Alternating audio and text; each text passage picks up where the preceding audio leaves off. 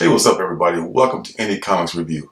This week, I'll be reviewing 4 books from recent weeks and from a couple of months ago, actually, as it works out.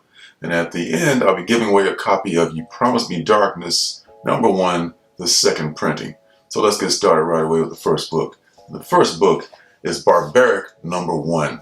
It is from Vault Comics, and it is written by Michael Maricki and illustrated by Nathan Gooden. Barbaric is a story of Owen the Barbarian. This unlikely named barbarian has been cursed by a trio of witches to wander the earth with his talking axe that's addicted to blood and just has this weird sense of humor. And he's also cursed to do good and to slay the evil and unjust wherever he encounters them. The witches don't exactly explain why they bestowed this curse upon him. Maybe they were just bored and looking for some way to fuck up a mortal's life and be amused by it. And but maybe they'll explain that later.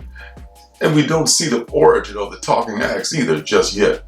But it's okay. I still buy it.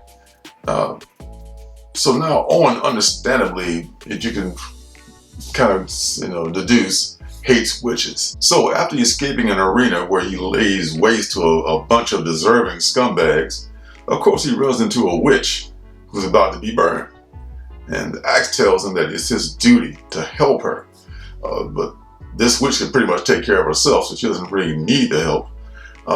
And she has the power to produce swords and knives from her skin. And she and Owen end up fighting on the same side. And you can probably see some kind of reluctant partnership forming between these two. I like Barbaric a lot.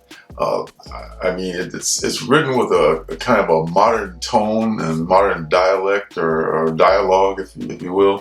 But it still works because it doesn't take itself too seriously. And it's also pretty funny. That helps a lot. The stylized art of Nathan Gooden, it really works nice. And it works well with these characters too. I mean, sometimes the small publishers they spend a lot of money on cover talent and they neglect the interior pages, but not here. And I have to give kudos to Vault for launching this title with a bunch of sweet covers and a good interior art as well. And not to mention a well-written story. I was lucky enough to pick up the Conan the Barbarian homage cover, which is really a nice looking cover. It came in great shape, and I think they did a really good job on that.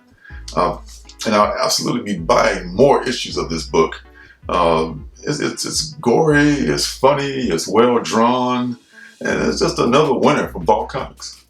Next book is MFKZ, and this is from Behemoth on their Happy Tank imprint, and it's created by Guillaume Renard. I think he's more of the director of he created the characters, and he also directed the movie as well. And I really went down a rabbit hole with this book after reading, with this, not just this book, but this whole series and this whole concept. After I read the book, it came out in 2017. The movie that is came out in 2017 at a French film festival. It was called Motherfuckers, which is what MFKZ stands for, which everybody pretty much knows. And in 2015, it came out in print. So this is like the latest comic version, which is basically just like an abridged version of the movie. This movie is also currently playing on Netflix, so you can just check that out. And the gist of it is that these 3 main characters, some of them are kind of like frenemies, and their adventures in Dark Meat City, this dystopian version of like Los Angeles. 2 of the friends live as roommates in this crime-infested neighborhood in this crime-infested, roach-infested apartment building. In fact, they just have given up trying to fight the roaches and just decided to just consider them as pets.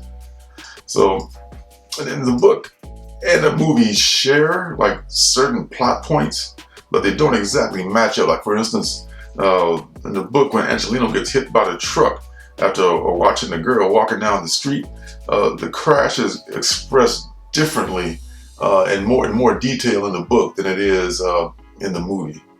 And both versions work pretty well for their respective media. All that said, I really liked MFKZ after I finally got to read it and watch the movie. The comic book and the movie are just great as far as I'm concerned. I'm glad I read the comic first. It worked better that way because the movie is so much more content that it kind of helps explain the book better. Without the movie, the book can be a little bit confusing. This comic and Freak Snow are both on the same Happy Tank imprint of Behemoth. But I really like MFKZ way more than Freak Snow. Maybe it's because I can just relate more to the gritty urban feel that this book has as opposed to Freak Snow.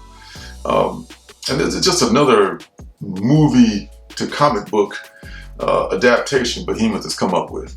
Let's see, they've also done A Girl Walks Home Alone at Night. It's another successful one, and I hope they keep doing those. This might be a one-shot. I mean, it would probably work for me as a one-shot, but they could always add more content from the movie and make more issues, kind of like they did, I guess, with the Girl Walks Home. And whatever happens, I'm pretty much here for it because I love the art and the style of the series. I mean, it's not, if you're looking for something that's like super deep and like with a lot of meaning, this is not it. But the really detailed art and just the raw urban like lifestyle and just the jokes that are just kind of unique to city living and just particularly to like Southern California and Los Angeles kind of living. It just works for me. So yeah, I give it definitely a thumbs up. Next book is Locust, and this is from Scout Comics, and it's written by Massimo Rossi and illustrated by Alex Nieto.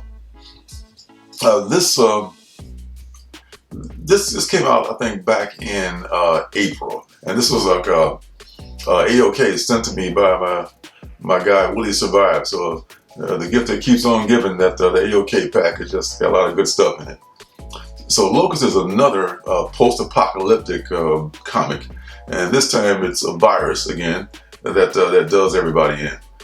This virus appears to be like a particularly nasty one that changed people into giant insectoid creatures.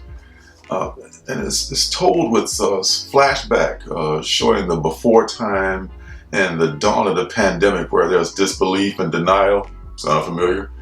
And then the returning to the present, where this guy is having flashbacks and nightmares between his foraging trips through a snow-covered New York City. It's every being for themselves, pretty much, in this frozen hellscape, where it looks like a radical religious cult has just taken over, ruling what's left of society, because they have their graffiti all over the place, and eventually there's like a meeting with one of them later in the book. And the art of Alex Nieto does really a great job of conveying the cold, like, desolation of this landscape. It's simple but very effective. And I had not heard of Locust, and probably wouldn't have if not for Willie. But it looks like this number one did come out in April, and number two is set to come out, I guess, this month in July. It may be out already. I'm not sure. Maybe it's a quarterly publication, or maybe it's just running late. I don't know. And there's a lot of post-apocalyptic comics out there, but and for a lot of reasons, I guess, it just makes it a good subject. This one probably slipped by a lot of readers, so if a post-apocalyptic is your jam, then you might want to give this book check this book out. I know Scout Comics is kind of hard to come by for a lot of people, myself included. I know a lot of books, I don't see that many at my LCS. Some of the ones that I subscribe to are kind of iffy. Sometimes they'll get them, sometimes they won't get them. But if you're in a small market, kind of like I am, you can go directly to Scout's website to get a lot of their books. They have this like $33 a month or something like that box where you can get like all their books every month for that price, not like a mystery box, just a subscription box. And you can also get back issues as well. You can order books, you can get digital comics directly from Scout Comics' site. So if you are into the post-apocalyptic kind of a thing with the comics, you check out Locust. This could be a good thing for you. The last book is kind of just a mainstream comic drive-by. This is the United States of Captain America #1. This came out, I think, maybe 2 weeks ago. This story starts off, Steve Rogers is just like sitting in his apartment, literally just quietly making a solution to clean the shield with, and he's boiling water and mixing the vinegar and soda together, and he's contemplating what the shield and the title of Captain America means. The Smithsonian has asked Cap to donate the shield to an exhibit that they're planning, but before he can barely finish wiping the shield down, he's attacked by some imposter wearing a cap suit, but definitely has powers, because he just crashes through the window and just catches Steve off guard and ends up taking the shield. Steve doesn't waste time and gets on the horn to Sam Wilson, and Sam gets eyes on the fake Cap and tracks him to a bridge where he calls it a train wreck. The Cap and Sam are like hero bound to stop and help the victims, so the perp gets away. At the crash scene, the two Caps run into a kid dressed as Cap, and his name is Aaron Fisher. He's a runaway that got tired of being bullied and decided to take up the mantle himself in his own way. And he tells Steve and Sam that there are more kids like him out there, more people like him out there. And right before a mysterious female assassin tries to take him out. Now, Cap is one of my favorite Marvel heroes, right along with Spider-Man, the FF, and probably I like Cap more as I got older, as I became more aware of social issues and things like that. He's a man with a good heart. Yeah, he's a strong moral compass, and he's compassionate and tolerant of others. He's like, to me, he's like Superman, a more interesting Superman. And what makes him a real patriot is when he sees injustice, he takes a stand against it rather than just fall in line like an authoritarian follower. Another reason I picked this book is because there was apparently some fake outrage from some so-called news outlet about something being offensive in this book. And as far as I'm concerned, there's just absolutely nothing that's offensive. I mean, some people can find lots of stuff to be offended about. They not even try. But this seemed like this was all made up just to fill airtime, and it probably made the book actually more popular. And meanwhile, the backstory of this book gives us some history on Aaron Fisher, and he's somehow learned to bounce his little fake shield off of opponents, and just John Walker couldn't figure out how to do that in the Falcon and the Winter Soldier. And I really hope he's not the bad guy here, because that would really suck to make him the fake Cap. I tell you, I probably will pick up another issue of this just to see how it's going, and I might read the whole series. Who knows? And it's there's little commitment. It's a 5-issue series. It's Cap, off to a good start. So yeah, I would definitely check that out.